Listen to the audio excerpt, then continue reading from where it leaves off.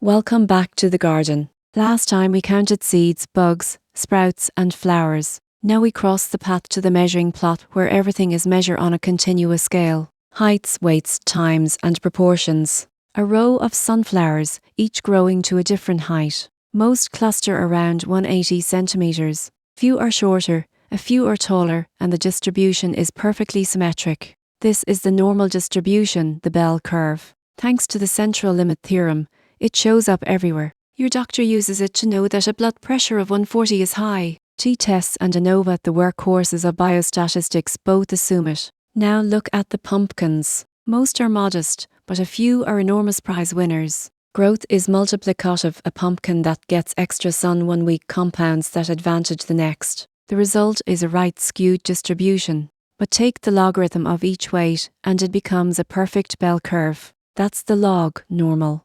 Species body masses, cell sizes and protein concentrations all follow this pattern. Inside the greenhouse, a seedling passes through 3 stages: germination, first leaf, then flowering. Each stage takes a random amount of time. How long until it flowers? Add up 3 random weights. The total follows a gamma distribution. In biology, this models the time until a certain number of mutations accumulate in a cell lineage, or the elapsed time through a multi-step biochemical pathway. A single rosebush. Flowers open one at a time, at random intervals. The stopwatch resets after each bloom. Most waits are short. Occasionally, a long dry spell. This is the exponential distribution, a special case of the gamma with just one stage. It's memoryless, the bush doesn't know how long it's been waiting. In clinical trials, it models patient survival times. In genomics, the distance between mutations along a chromosome. Look down at this garden plot from above. Clover is spreading across bare soil.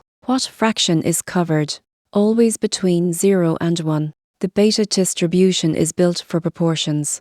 Shift its 2 shape parameters and it can be uniform, U-shaped or peaked anywhere on the 0 to 1 interval. Population geneticists use it to model allele frequencies. What fraction of the population carries variant A versus variant B? 9 distributions. 2 garden plots. 1 intuition. Poisson, negative binomial, hypergeometric for counting. Normal, log normal, gamma, exponential, beta for measuring. Know which plot you're standing in, and you'll pick the right distribution every time.